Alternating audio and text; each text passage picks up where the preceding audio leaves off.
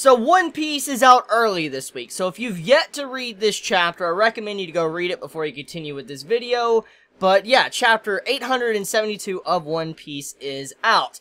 And the first thing I want to talk about is not the fact that Big Mom is just going crazy and about to attack everybody else that's a part of her crew. The one part I want to start off with is what Capone did in this chapter. I have the page pulled up, and this shit, like, this is straight up out of some Looney Tunes stuff. This man, okay, let me just explain. Capone just sitting here and all that. Luffy's like, okay, so all that's left is the run. He's like, yeah, the first bit was a harder part of the running, but yeah, that was the whole plan all along. And he's like, okay, so we need to, you know, get out and all that. Well, you go your guys' own way, we go our own way. Let's get out of here. And when he's like, Godspeed, gentlemen, he pulls out a fucking hammer and hits a sign down, and you read it says Straw Hats went that way. I'm like, bro, like, this is some Looney Tunes stuff right here. Just fucking put that shit down, and Capone's like, Castle Tank, and just starts rolling out. Like, oh my god. That's funny. That's legit funny. Just the man, his face, like the fucking face Oda put on this man. This man is like, Godspeed, you know, he's got blood coming out, and all that, just blood all over his face, like, Godspeed. He's like, you guys be that good bait. He's just going that direction, like, oh.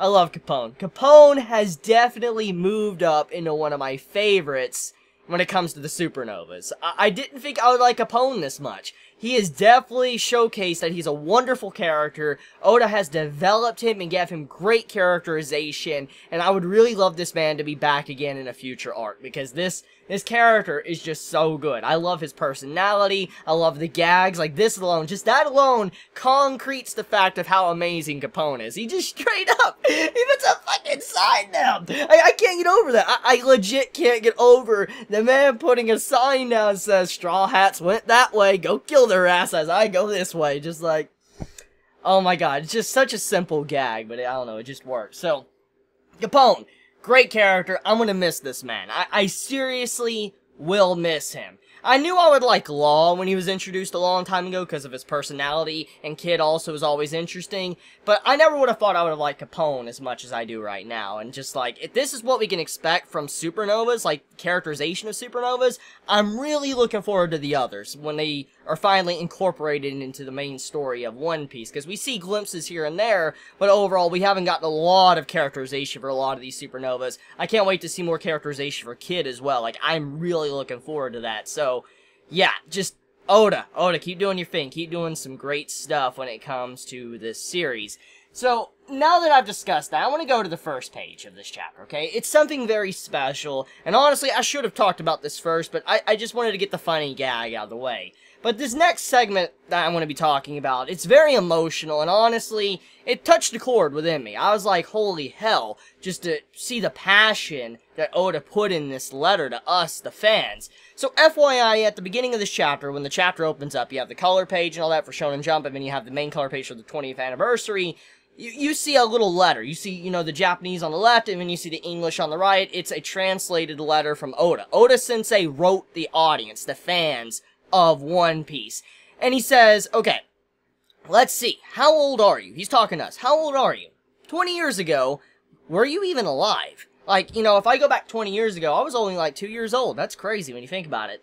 Back then, Luffy was 17 years old. And now, 20 years later, he's 19. Wait a second, that means that Luffy's only, you know, aged 2 years out of the 20 years the series has been going. But he's like, did you know that Luffy received his straw hat from a certain person? In the very beginning, Luffy set out to sea all alone. He didn't have any friends, and that's very true. When Oda first started writing the series, he didn't really have any fans. He had to start from, like, the beginning. He had to build a fan base, and it's very inspirational when you think about it. Luffy didn't have any friends. No one really supported Luffy as much as they do now when it comes to how many fans Oda has gathered over all of these years, these 20 years.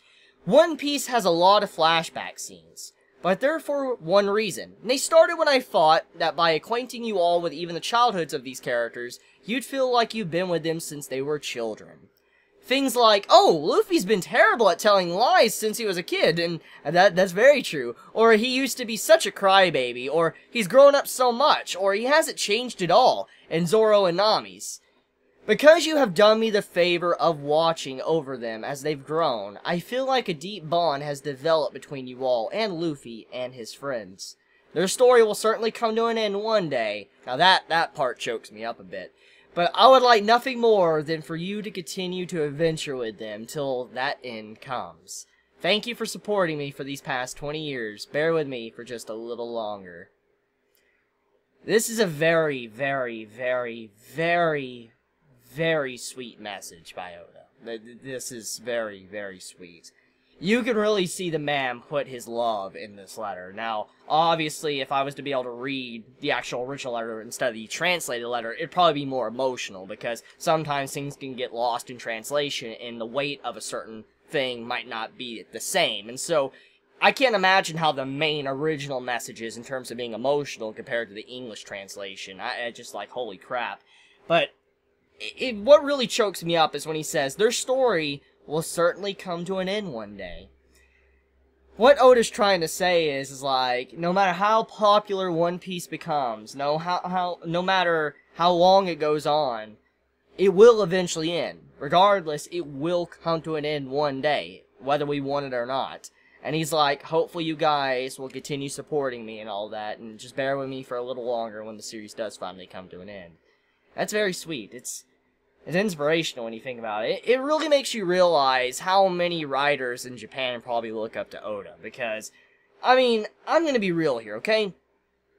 One Piece isn't my favorite manga, but it's a very, very high quality manga. Like, it is up there in high quality. You could see how much passion has been put into this series by Oda, and I will not fault the man for his hard work, effort, and just everything he has done for this series. It's a really good manga, and he is probably an inspiration for so many people. All the people in Japan that probably want to become a mangaka and write and all that.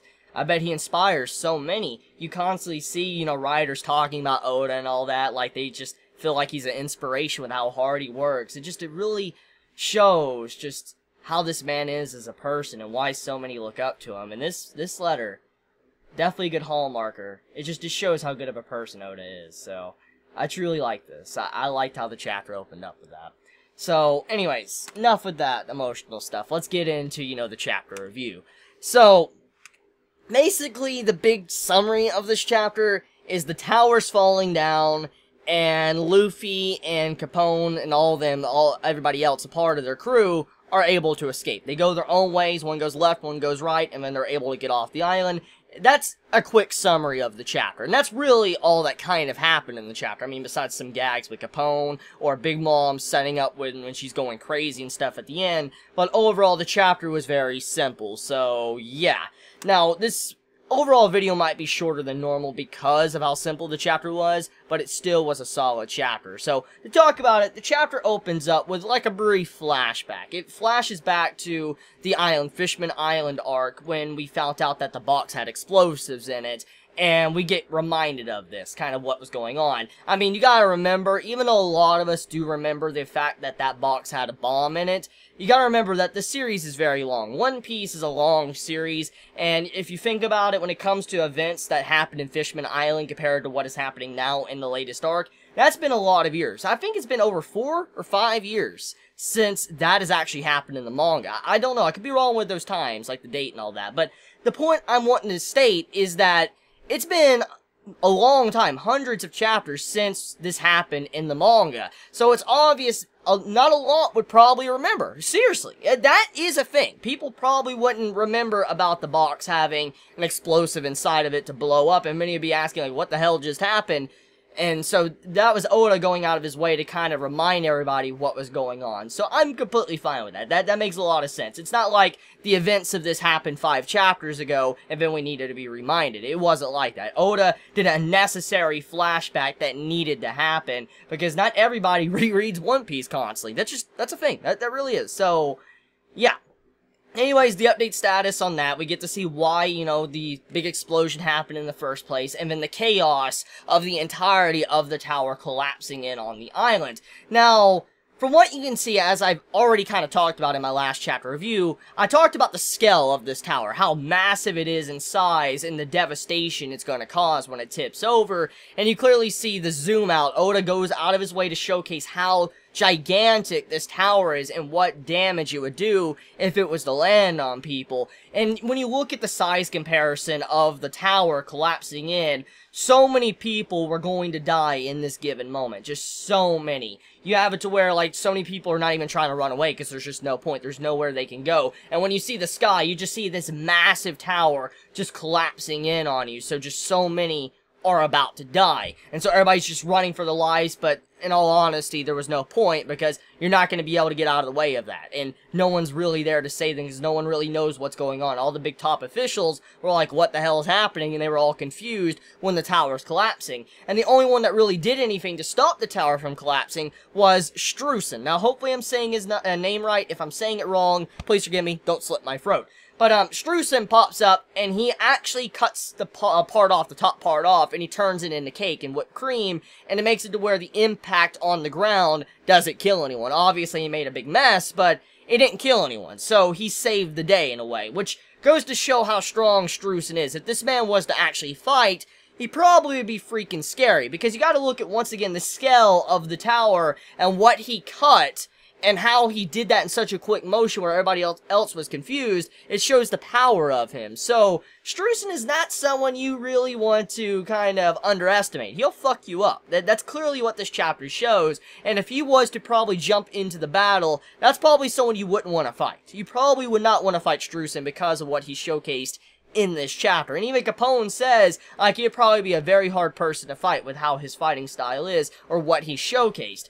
So, from what we could see here from the collapsing of the tower, everybody escapes. It seems even the Germa, they also are able to kind of get out of the way and all that. Judge, he doesn't seem like he's dead. He's, you know, been grabbed, and it looks like he's being carried off, too. So, overall, everybody is fine. They're getting out of there. So, the outcome of this is to be expected. Because of everybody in a state of confusion, they don't even know what the hell is happening. Even Big Mom is just confused. Like, what the hell is going on? What was that? Because they heard an explosion, but they have no idea because they're so high up, they can't see down on the bottom. They just don't know. But the entirety of the tower is just tipping. So, while all of this is happening, though, you have it to where Capone, he just does one last laugh at Big Mom. He's like, the Yonko Big Mom's pirate crew is finished. He's just sitting there laughing while this man's choking on his own blood. Like, I love Capone. Like, I love this man. Like, I legit love this man. He's so great. The expressions and everything. He has just so much charisma.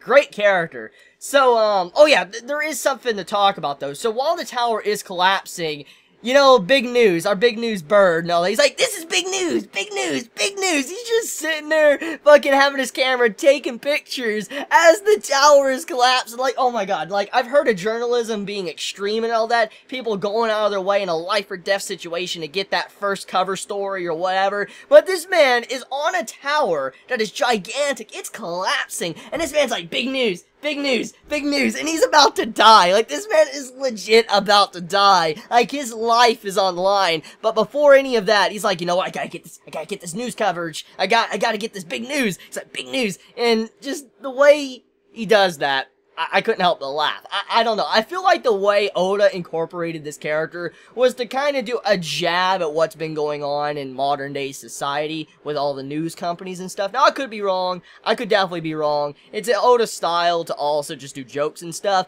but I could definitely see the character overall just being written like that just to show how extreme reporters could be. And just this man not even caring about his own life as he's trying to get this big scoop. And then, you know, you have CP0, even CP0! Okay, Stussy, she's like, don't you care about your own life? And he's like, oh crap, I can't fly. He realized, like, he can't fly. He's fucked as hell. Like, he's not getting out. And she's like, you do have a point, though. This is big news that the Big Mom crew is finished. Like, so yeah, that is interesting. So, once everything is said and done, I feel like the big news bird, he's probably going to, up Luffy and everybody else's bounties. Because he's going to tell the world what really happened. I could definitely see that. So yeah, overall, the chapter was very enjoyable. I mean, Big Mom is going into a panic attack at the end, so we're probably going to have something very similar to what happened when the Giant Clan had everything that went down in their village. As you remember, Big Mom, what she did in that arc was crazy with how young she was. Like in that flashback, or not arc, but flashback, that was some crazy power. So imagine how she is as an adult. I cannot imagine what she is capable of. So it doesn't seem like Luffy and Capone are really going to have much of a issue of probably getting away if Big Mom is off her rockers going crazy. So, yeah. Let me know your thoughts in the comments below, though. I love you all so much. You have a wonderful day or night wherever you live. Please be safe. Chibi out.